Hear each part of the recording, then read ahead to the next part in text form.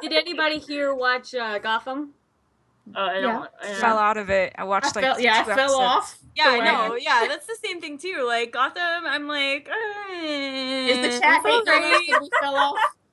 It's just like, I don't know.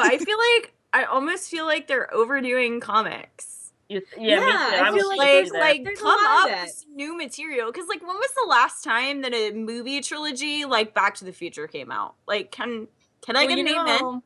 Like, it's just like anything else that's in the media or in the entertainment market. Once they find that it hits, they're gonna saturate it and get us sick of it, and that's what it's just the way it goes. There was an article that came out the other day. Yeah, you know what? There's something that came out the other day where someone was saying, is Guardians of the Galaxy proof that there's no more room for brooding, dark movies like the DC movies? And I don't really like Guardians of the Galaxy, and I like the dark. Yeah, it was It was okay. It was the soundtrack alone. Oh my god, that soundtrack! You've been talking about that soundtrack for forever. It's the same thing. Like, don't even pull that. Take classic songs and call it original. It's like no, I'm a disco '70s baby. That was my jam. I was like, fine. I was born in 1989. I'm not a disco '70s baby. I think the problem is that, like, at a certain point, you feel me, chat? Tell her. You over saturate a market with something, and it becomes boring and normal. I think the reason why the Marvel movies were so good when they started was because they were exciting and they were new and they were different, and there was something that wasn't currently happening. And now you're saturating the market with these comic movies. And all I want to see is, like, a little robot. Like, Wall-E. Come on. I Wall-E. Wall-E was a great movie, too. Or, you know, like, Big Hero. And I think that's why kids' movies are doing so well, is because now I think it's that parents are tired of that's coming out. And they're so much more into the kids' movies at this moment. They make some because I am. So they make some really great kids movies. Kim, they do. Kids movies have like so but good. Wall-E was probably one of my favorite movies for a long time. It's funny that you bring that up. It's so well made. And the thing about Wall-E that's interesting is that for like the first 20 minutes, there's no speaking. It's completely silent for the first 20 minutes, half hour of the movie. And do you know how hard it is to make a kids movie of all things where they don't speak for half an hour and keep you engaged? That's a cinematic feat, and I don't think that it gets enough credit. What's going on in chat, we can go to the next topic. Ben, and we're talking about how we're just gonna get oversaturated. Six said, "Well, we have 10 plus more movies to go in the Marvel Cinematic Universe." You're right, Sick. Oh, my God. Oh, they are pumping those suckers out. Ant-Man. Is that rolling into Kimmy's Ant-Man? Yep. We're rolling into Ant-Man. Okay, so I personally, I don't know anything about Ant-Man. I don't follow it. I had a coworker come to me yesterday and was like, "Did you see the trailer for Ant-Man?" And I was like, "No." Yeah. And he sat there and showed it to me, and I was like, "But it's Ant-Man." I mean, I know enough about Ant-Man, but I wasn't excited about it. And so, I watched the trailer. I watched the trailer with him, and I was like, "Huh." They're really marketing that to be suspenseful, and I feel like it's not going to be. Oh, boy. You said, I feel like the most suspense it's going to get is in that trailer. Yeah. They can do it, especially with a character like Ant-Man. Ant-Man, I believe, stole the technology that made him Ant-Man, and I think they're putting his daughter into it, and I know that she dies in the comic. Thanks for sharing. So, well, you know. Spoiler alert! I mean, who knows what they're actually going to do with it. This is like sending NSFW after you send the nude. You're like, here's a scary picture, not safe for work. There's, way to troll, Paige. There are two. And I was wondering if they were going to 6 for the win. I think they were going to use a more campy one, was what I was expecting, because of how popular Guardians of the Galaxy was. But it looks like from the trailer that they're not going with that. That's pretty interesting. But I like that about DC. DC, too, like what people were saying, that they don't like that darkness. I like the darker plots in comics, and I like the darker comics. And, you know, I like that in Simone's Batgirl, and I like that in, you know, classic Batman and Miller's Batman, and, you know, I appreciate that. Dalen said, she dies? I didn't even know she was sick. Yeah. Sorry for that spoiler. Dalen, that's page 6. Check out her Twitter. Go ahead. Get her. Go ahead. Yeah, don't bring it here. Don't bring it here. For all the spoilers. And Throckmorton says that they think Ant-Man is a third string Avenger hero. Meh. Yeah. The thing is like, I don't care about Ant-Man. I'm sorry. I don't care about Ant-Man. All I want to see is, like, Brother Power the Geek, Paste Pot Pete, because he's so stupid. Like, I want to see some of the just dumb comic characters. I mean, Brother Power the Geek, it's totally not dumb. Totally an amazing comic character. If you've never read any Brother Power the Geek comics, I suggest you do. They're awesome. Totally DC. But still, like, I want to see some of the dumb comic characters, and I feel like that's never going to happen. I feel like that's what they tried to do with Guardians of the Galaxy, because they're a little bit more, like, niche-y. But I want to see just some real stupid. Like, I mean, I think that it's great that they have a wide variety and that comics are being taken and being acted seriously. You know, I think that's important. You know, and I think there's something to be said about that they're trying to stay true to the storyline and keep us pacified and not wreck our comics. But I don't like the idea of, like, Guardians of the Galaxy was so successful, so they should stop making dark comics, or people who know nothing about Superman. I don't think that's ever going to happen. Superman was too dark. It's like, well, you know, maybe this movie's not for you. You know, but it's definitely. I don't think that's ever going to happen. Superman's entire planet is dead. I would be dark and brooding. Jesus. Well, I mean, Francesca, do you care about Ant-Man? No, I saw the trailer today, and I think you're right. I think the funniest parts were, like, the trailer. He's like, "Can I change the name or something?" And that was funny, but I just not really into it. And I don't really know how I feel about Paul Rudd. Mm-hmm. I was thinking that myself. Because that's what my coworker was saying. He's like, "Oh, it's Paul Rudd." I'm like, "Paul Rudd?" Yeah, who's like that? Who knew? Oh, okay. Yeah. Every time I see him, I just see him on a surfboard, like in Hawaii, being stoned. That's how I think of Paul Rudd now. I can't with him. But I think Paul Rudd has potential. I've seen him in some, like, comedies where they give him a moment here and there where he could be kind of serious. Yes, he could do it. You know, I didn't think that I was gonna like Heath Ledger as the Joker. You know, I know that's a great go-to for a lot of people. I don't think he was the best Joker, but I do think that he was fantastic and he pulled the movie together.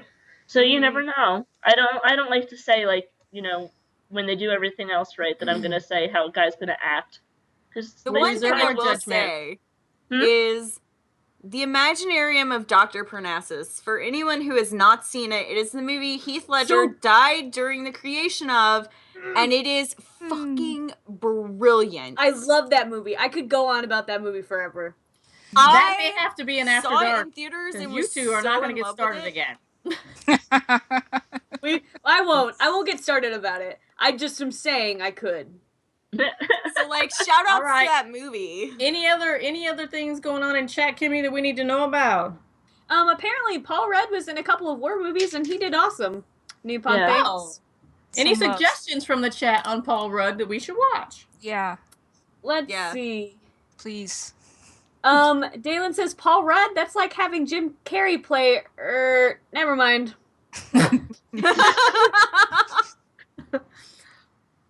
Let's see.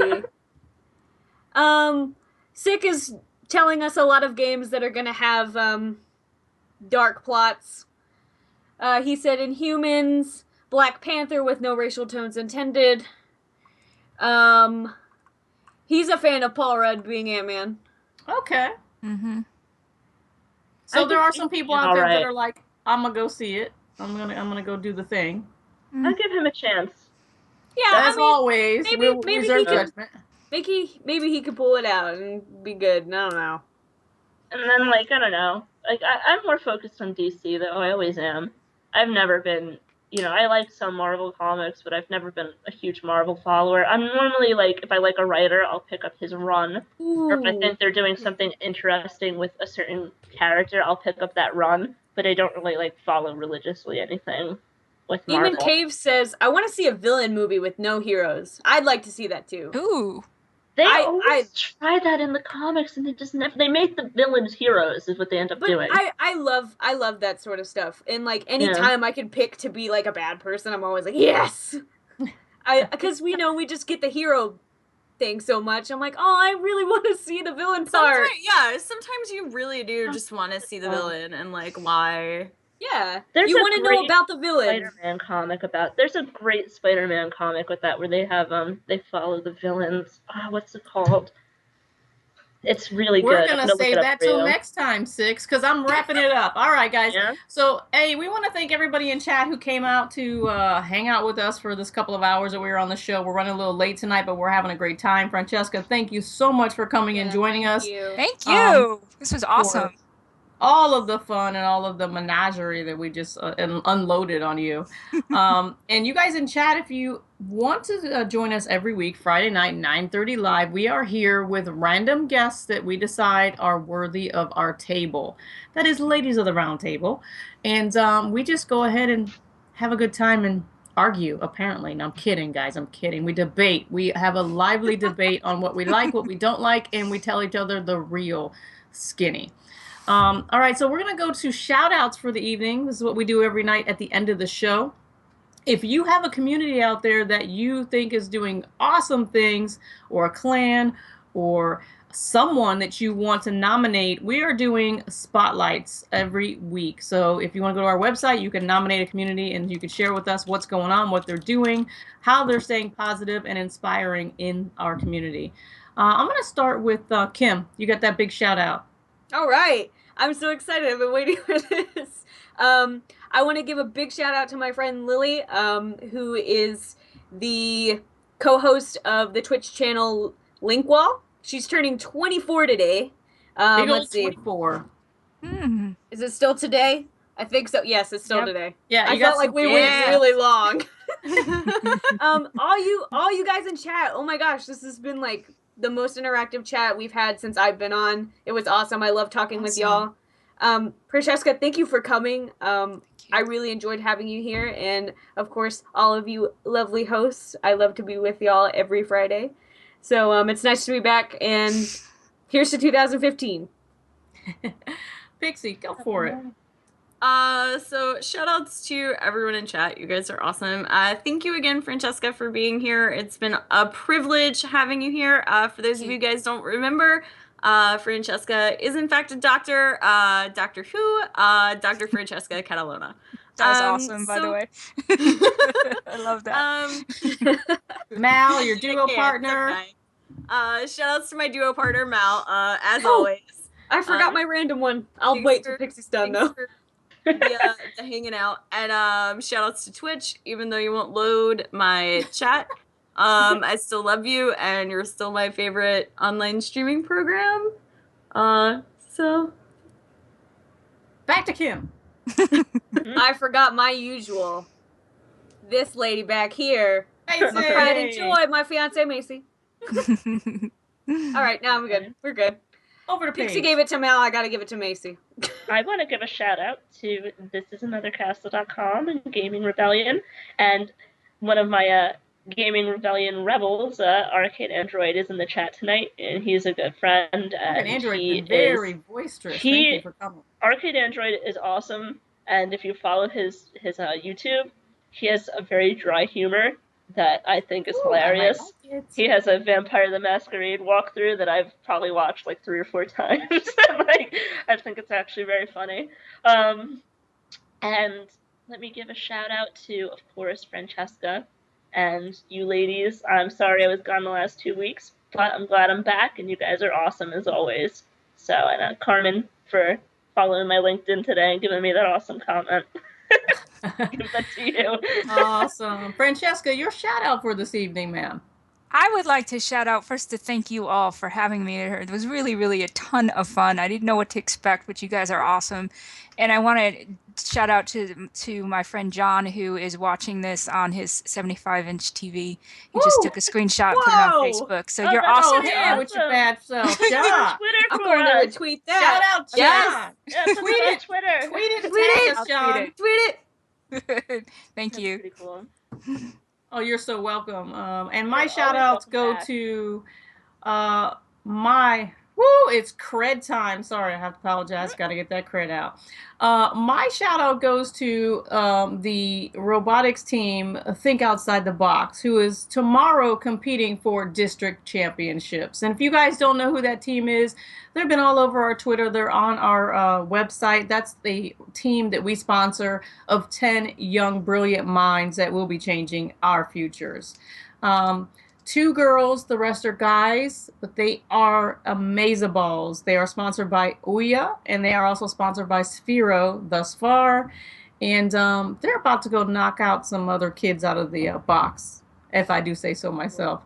FLL, First Lego League, if you haven't heard of it, if you have kids, you need to look into it. It is a great program. It is not free. However, it is very low cost. And if you're interested in getting your kids interested in coding, bless her. Interested in coding or programming, Legos has a great program to get them started. So good luck, bots. We're going to go do our best tomorrow and showcase our talents and our core values. You guys can do it. And also, as always, shout outs to producer Ian for rocking the mic back there and doing the thing, you know.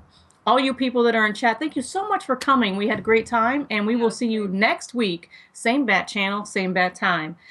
Run those credits, producer Ian, and ladies, as always, dance it out.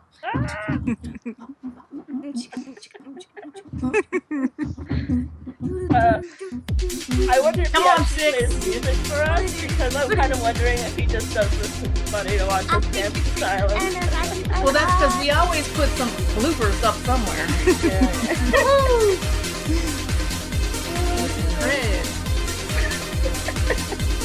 So much fun. It was a good job. Can't take a stick at it. That was awesome. Sorry, I was rambling a lot. Oh, it's okay. You know what? It's fine.